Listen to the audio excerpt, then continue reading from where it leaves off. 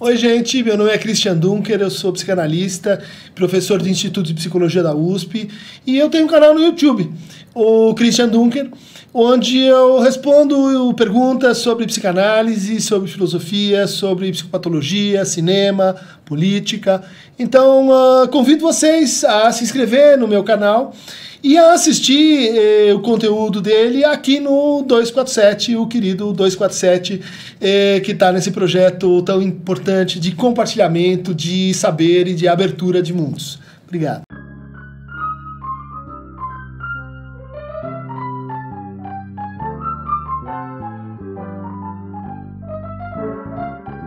Bem-vindos ao nosso Falando Daquilo de hoje, nesse canal YouTube, comentando, apresentando e recomendando a vocês o livro de Rafael Calaf-Cossi, Lacan e o Feminismo, a diferença dos sexos. Rafael foi meu supervisionando, aluno de doutorado, e esse texto é o resultado de uma extensa pesquisa que ele desenvolveu no Brasil, mas também com vários estágios fora do Brasil, na França. Eu lembro de uma apresentação dele em Nova York, e é um texto que eu reputo assim, tenho o maior orgulho de poder ter contribuído, colaborado para o que o Rafael fez aqui, que é uma verdadeira retomada do debate entre o pensamento psicanalítico lacaniano e as teorias feministas. Então ele vai passar pela presença esquecida dessa discípula do Lacan, aluna da École Freudienne de Paris, que é a Lucy Irigaray, que estabelece pela primeira vez essa ideia, né, que depois vai reaparecer no Lacan tardio, de que as mulheres não fazem conjunto, elas têm que ser tomadas uma a uma, e que a mulher não possui uma essência, né? Ela, de certa forma, está debatendo e se contrapondo aí ao segundo sexo da Simone de Beauvoir. Mas a partir disso começa uma viagem, né, em que o Rafael vai reconstruindo os passos no interior do feminismo, como o feminismo se apropriou da psicanálise, mas também criticou a psicanálise, e como, de certa maneira, a gente precisa repensar esse debate, não como um debate entre duas áreas assim estranhas entre si, mas como duas áreas e duas problemáticas que têm uma afinidade assim histórica, né? Então ele vai mostrar como o texto clássico da Gayle Rubin, Tráfico de Mulheres, o Mercado das Mulheres, onde a Rubin diz que a psicanálise é uma teoria feminista manqué, uma teoria feminista assim, manca, né? Um pouco ironizando com o Édipo, ironizando com a falta, ironizando com o falo, mas no fundo tentando pensar como é que seria essa relação entre o gênero e a sexualidade. Lucy Irigaray, Michelle Montrellet, Hélène Cixous, que é mencionada diretamente pelo Lacan. Ele vai passando por essas autoras, mostrando não só assim divergências e semelhanças, mas como elas fizeram Lacan pensar. E como elas estão assim na origem de diversas ideias que aparecem principalmente na formulação mais madura, né, do Seminário 20, mais ainda, que é o guia a partir do qual esse debate então vai sendo reconstruído, onde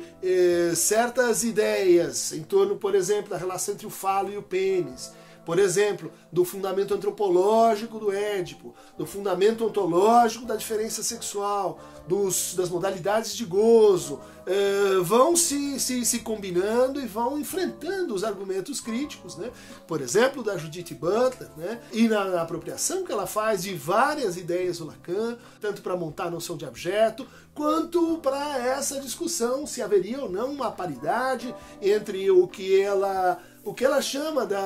dos gêneros como performativos e o que o Lacan,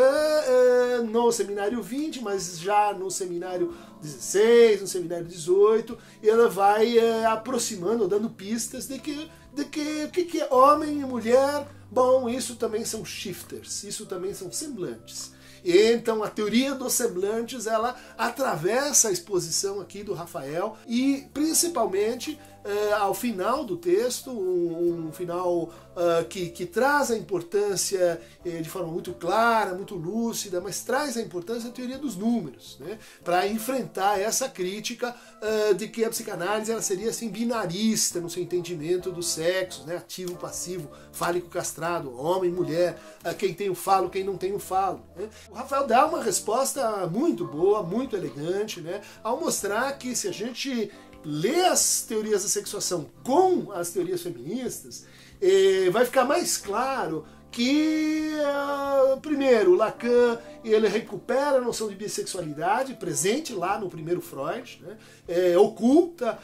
um pouco assim esquecida, né? Em função da edipização do caso Dora, dos 3 ensaios, mas de toda forma ele vai mostrar como a gente não encontra de fato um binarismo quando fala na teoria da sexuação, porque no fundo a gente está desconstruindo tanto a possibilidade do fazer né, quanto a possibilidade do chegar ao 2. Né? Então, no fundo, a gente não tem nenhum sexo-gênero e nem 2 sexo-gêneros. E, portanto, a oposição, o binarismo entre homem e mulher no plano dos semblantes precisa ser desdobrada, e essa é uma estratégia muito boa que o texto adota em diferentes conceitos de diferença. Quando a gente fala em diferença sexual, a gente está falando em 3 incidências, né? Na diferença sexual no nível do semblante, ou no nível que mais frequentemente a gente poderia traduzir por gênero, né? Inclusive se a gente pega, por exemplo, o Manifesto Contrasexual do Preciado, que institui uma nova pragmática para pensar a teoria da satisfação, do prazer, a gente vai encontrar ali uma conversa, uma paridade muito interessante, muito boa, com o que o Lacan chama de semblante. Né? Então o desenvolvimento que a gente tem aqui da diferença sexual no nível do semblante, a gente tem uma outra incidência da diferença quando a gente fala no campo do gozo, né? Então o gozo fálico, o gozo que faz ou que tenta fazer porque há sempre uma exceção, há sempre uma falta, há uma não complementariedade desse conjunto em relação a si mesmo, do ponto de vista da identidade, e do outro lado, o gozo não todo, o gozo feminino, o gozo que seria assim, que não faz 2 porque também não faz 1. Então o Rafa mostra pra gente como há uma não relação e qual a importância desse conceito de não relação sexual, assim como a importância do conceito lacaniano de que a mulher não existe. No fundo, a maneira mais forte de ler isso se agrega com o horizonte político de muitas feministas que vão dizer que o gênero é talvez uma categoria estratégica, que no fundo a gente precisaria dissolver os gêneros, mas para isso, antes disso, precisamos reconhecer a sua importância política, reconhecer como eles incidem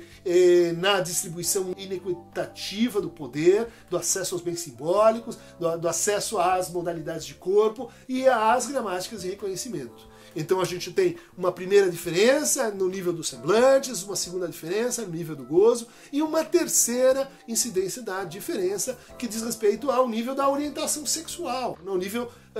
da escolha de objeto, como dizia o Freud, ou do plano da fantasia, como vai pensar o Lacan, a fantasia de um lado, né, do sujeito na sua relação com o objeto A, né, então o objeto A ele precede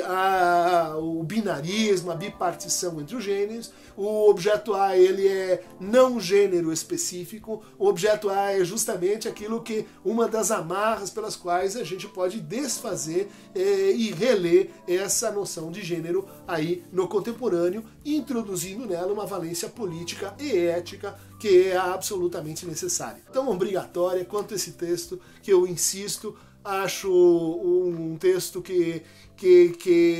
reposiciona todo o debate entre a psicanálise, entre o pensamento Lacan e a teoria feminista, publicado aqui na coleção Ato Psicanalítico, que eu dirijo junto à editora Ana Blum. Tá feito o convite, espero que o pessoal que estuda a teoria feminista teoria de gênero, teoria queer, realmente diga alguma coisa sobre esse trabalho aqui do Rafael. Um abraço, então, para receber mais fragmentos abjéticos, performáticos, iterativos, não todos sexuais, clique aqui no Aqueronta Movebo.